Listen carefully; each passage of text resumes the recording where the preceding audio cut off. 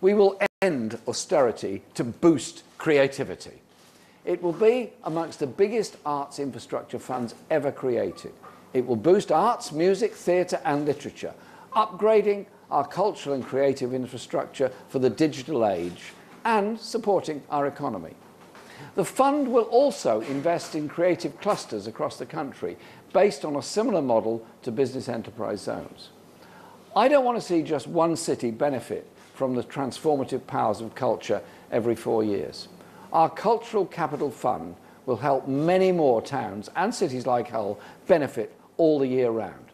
The fund will be administered by the Arts Council, a Labour creation under Jenny Lee, as Tom pointed out, over a 5-year period, and help to transform our country's cultural landscape. We will also protect and invest in music venues to support grassroots and professional music, ensuring a healthy music industry right across the country in every town and city. Labour will review the business rate system to make it fairer to organisations like music venues. And this is actually a very important and very practical help that we can give. Extending the £1,000 pub relief to help small music venues that are suffering from extraordinary rate rises at the present time. We will also maintain something that we're very proud of in the Labour Party and what Chris Smith achieved when he was our Secretary of State in 1997. We will maintain free museums and invest in our heritage sector.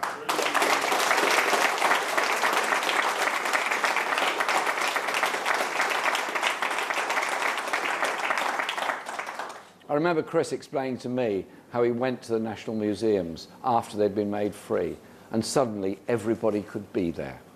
Before that, they couldn't. Our national heritage is national for everybody, not just those that can afford it. The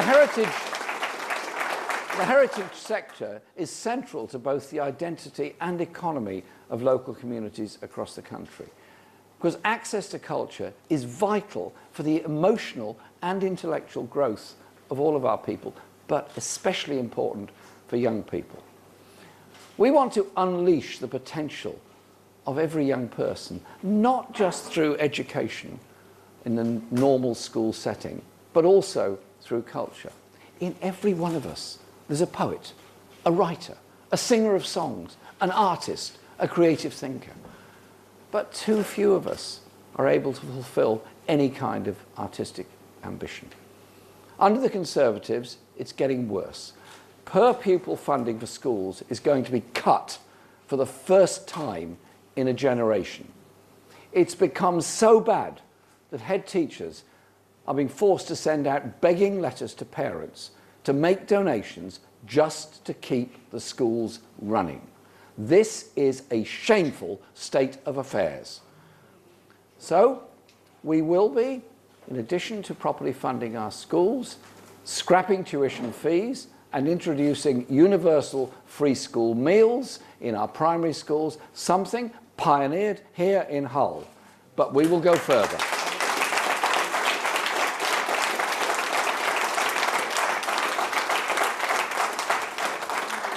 Labour will introduce an arts pupil premium that will allow every primary school child in England the chance to learn a musical instrument, take part in drama and dance, and have regular access to theatres, galleries and museums. Labour will not only feed our children's stomachs, we will feed their minds and unleash their creativity.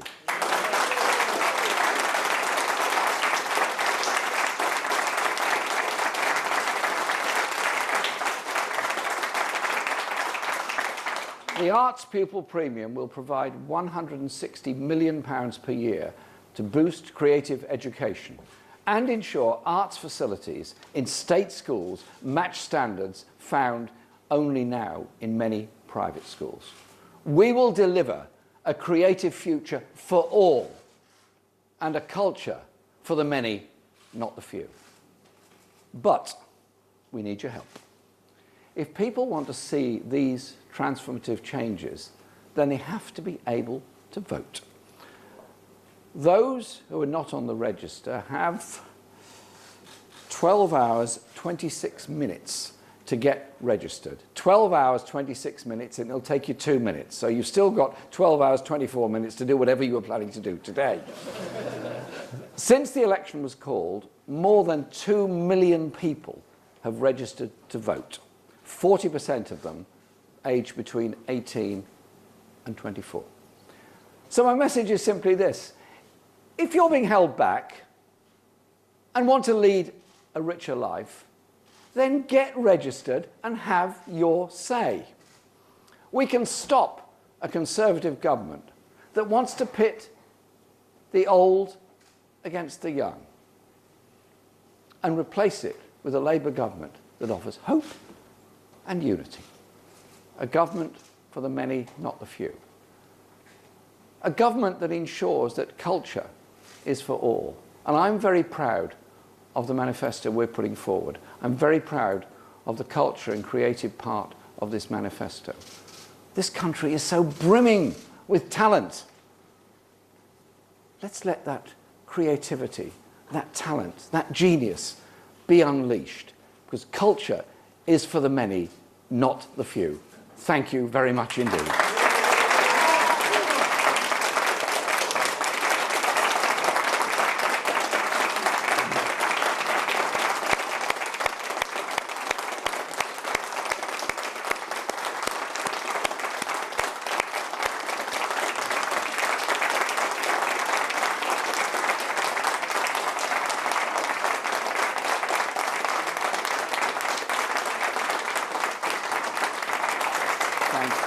Well done, Tom. Thanks.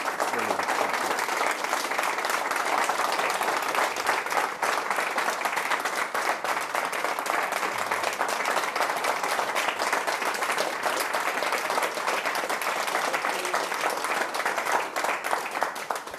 Well, before we start the questions, I'd just like to say this. In 2011, when we became the administration in Hull, it was a question of either managing decline or going for growth. And the sensible thing, the most sensible thing to do, we knew quite well, was to go for growth. Growth produces jobs, it gives hope to the people, and part of that we got together with business, with the voluntary sector, with the arts community, and we developed that plan. And I can say this, that in 4 years, that plan and all the things that we had in that plan has succeeded. That we plan to get 7,500 jobs in a 10-year period. We've achieved that in 4 years.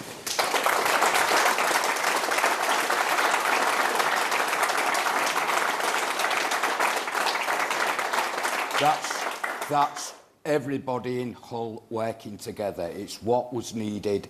We needed that hope and the futures for our young people. What we've seen, what we are seeing now is an upsurge in regeneration and investment never before seen in this city. Just in the last 18 months, announcements and actual now developments have occurred to the tune of just under £3 billion in this city. A total transformation of the city centre where people are so proud to come into. Our art galleries, we've expanded the offer to the public. We've increased the hours of our art galleries and the other cultural things in this city. So we have not gone in to decrease or to close down. We have increased. And through that, we're now seeing huge number of jobs being created in the city centre alone. And I just have to say this. If anybody doubts that the City of Culture should actually stop, come to Hull and see the reasons why it should go on. I'm going to take questions now from the media. And the first one is Arch from the Press Association. Hi, Jeremy. Arch Singh from Hi, Jeremy. George Osborne has just tweeted to say that the Tories are going to be U-turning on their social care policy and they're going to introduce a social care cost cap.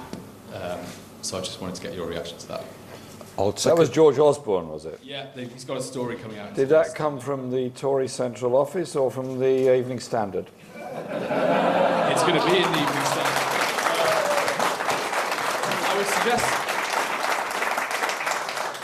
I would suggest to you that he probably knows. Okay. And we'll take them in. We'll take them in threes. And Rachel from RTV. Good morning. Hi.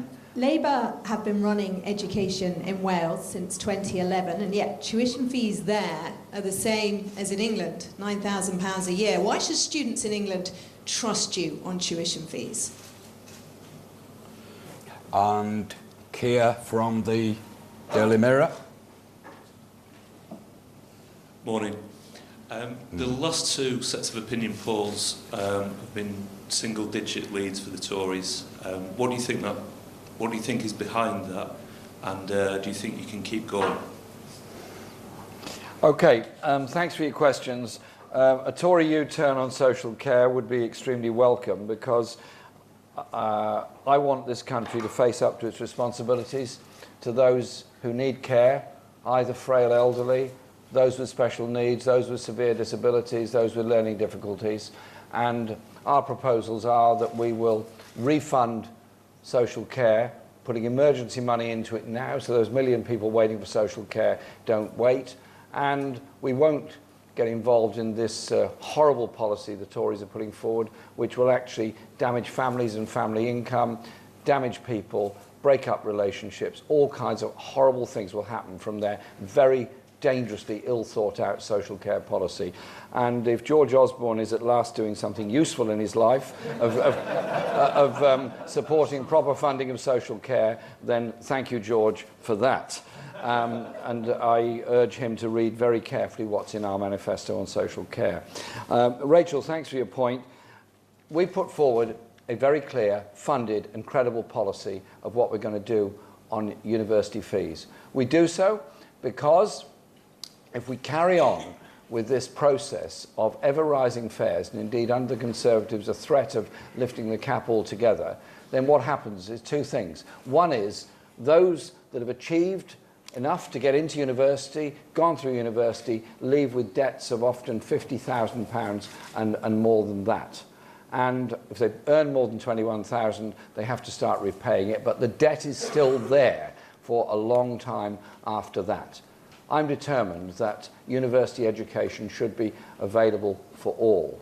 And that is why we've gone into this in a lot of detail, after a lot of debate and a lot of discussion, and looked at it and decided, yes, we will make this offer of removing the university tuition fees, reinstating the maintenance grant for those who need it in university, and reinstating the educational maintenance allowance so that young people can continue to do A-levels or vocational qualifications and have some degree of independence and self-respect in what they're doing.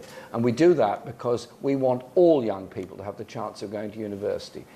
Since the fees have gone up to 9,000 under the coalition government, the numbers of working class youngsters going to university has declined. The number of university applications has started to go down.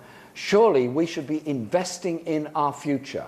Somebody who doesn't achieve the profession they want, nursing, teaching, medicine in some other form, engineering, whatever it happens to be, they lose out. But we as a society lose out because we've lost a qualified person who can help improve our industries, improve our services, improve our quality of life. We're determined to do it, and we're going to do it when we've won the election on June the 8th.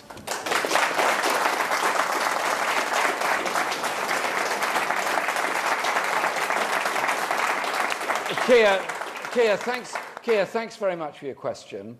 I'm not commenting on any polls that are going on. The only poll I'm interested in is the one on June the 8th. But what I would say is the numbers of people that have registered to vote in this election are extraordinary. The numbers of people that are volunteering to help the Labour election campaign are extraordinary. And the numbers of people making small donations, average of £22, to our election funds, says something about the popularity of the manifesto we put forward and the views that are there in it. This election is obviously very important for the future direction this country leads. And what I do is invite everyone to take part in conversations over the next 2 weeks. Conversations about whether you want a government that continues tax-cutting the corporations, tax-cutting the wealthiest in our society, and continuing to underfund schools, underfund education, underfund social care, underfund mental health, deny the arts the support that they need, and deny industry the investment it needs in a better infrastructure across the whole country. So we get high-quality railway lines to every city, including Hull, that we get good broadband contact rate, access rates all over the country. The Labour offer is about an expanding economy which will improve employment, improve wages and improve living standards, or a continuation of the grotesque levels of inequality that exist in Britain. That's the Labour offer.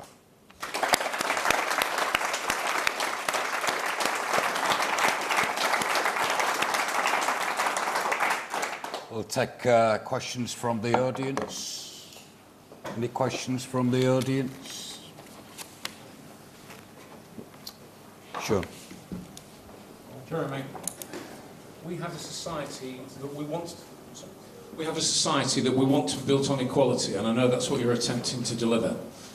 Have you a key message for those younger voters, such as my 2 daughters that are hoping to go to university, and a son that wants to get into qualifications? That's a message of hope, particularly for them. I know our policies are there, but it's key to us, as parents and as those that have young people. I mean, Stella's a few years off yet, Carl, but she's going to be there. But we want to make sure that those young people and their parents understand the real importance of why they need to vote Labour in June, because we've got to win this election. This is a one-off. If we don't, we're damaged. Not us, I'm talking about as a party, I'm talking about the country. Yeah. How do we get by this, and how do we deliver for them? Darren.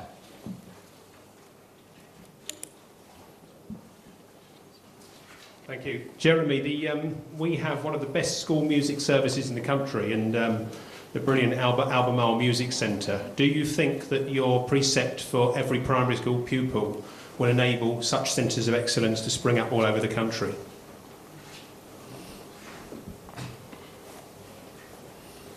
Any further questions?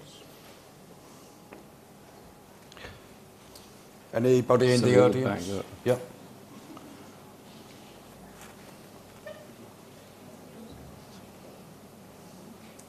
Hi, thank you. It's Lynn Davidson from the Sun. The Northern Ireland's... No, we don't boo journalists. The Northern Ireland Secretary, James Brokenshire, has challenged you today.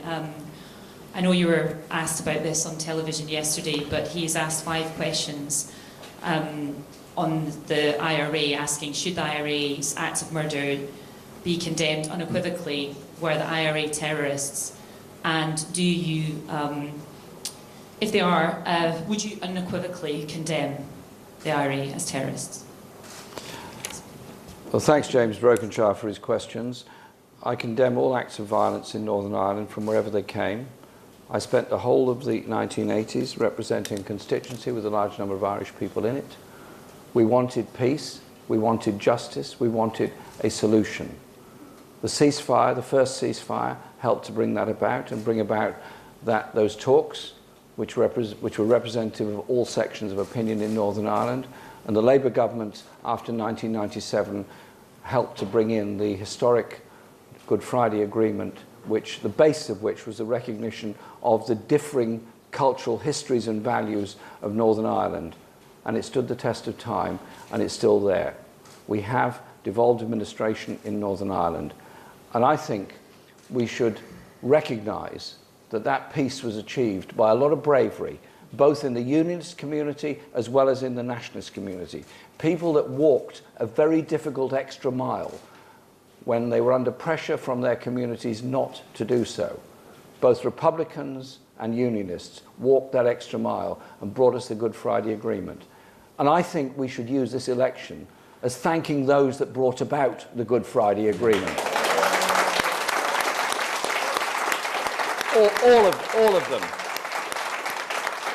Those in government at the time, as well as all those that did so much on the ground. And Northern Ireland is a very different place. And we're going to be working with the devolved administration in Northern Ireland, as well as the government in the Republic, to make sure that Brexit doesn't bring about a barbed wire border between the north and the south. We don't want a hard border.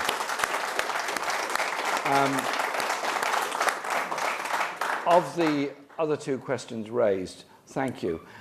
This election is about two views and visions of Britain.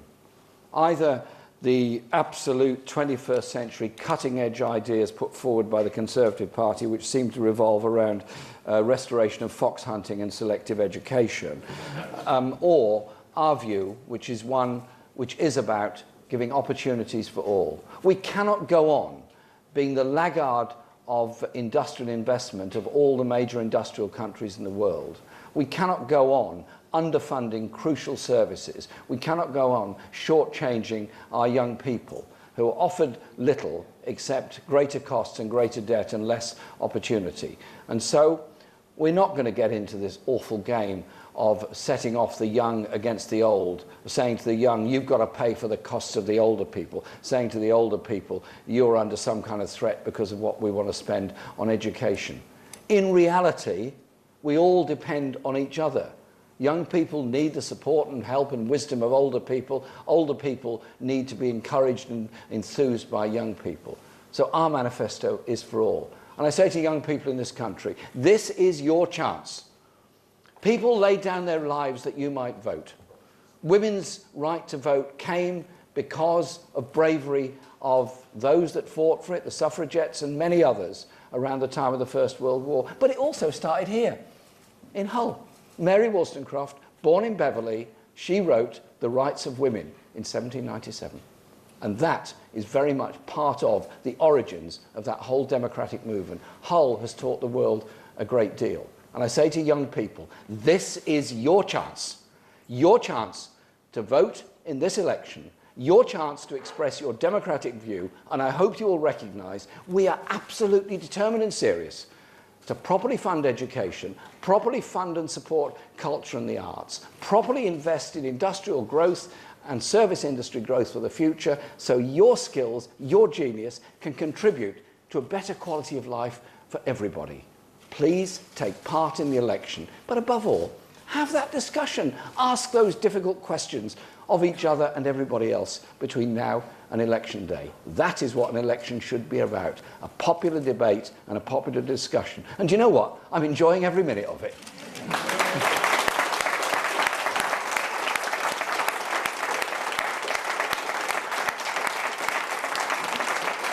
And on your point about music, I congratulate Hull because of the traditions it's got in culture and in so many other things, but also the way in which you've got a council that are serious about young people learning music. And when young people achieve things together, it's quite inspiring. And it's the role of local education authorities that's also important in this.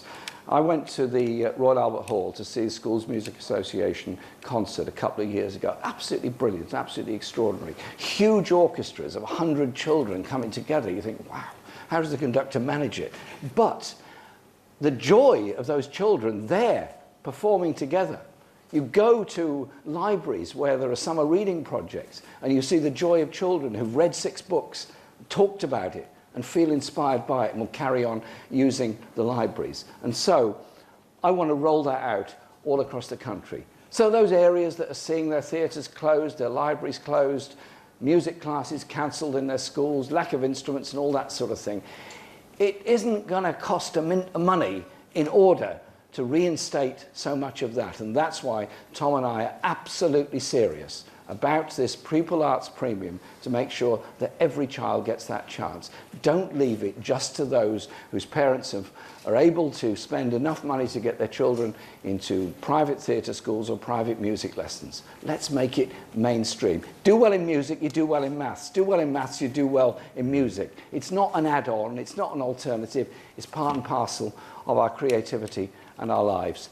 I think what we've proposed today here in Hull is something that will absolutely transform the cultural landscape of this country in exactly the same way that the 1960s Labour government, led by Harold Wilson and that fantastic Minister of Arts, Jenny Lee, transformed the whole ideas and notions of culture and involvement of everybody. There's creativity in us all, rich or poor. Thank you very much. Yeah. Thanks a lot, mate. Well done, you.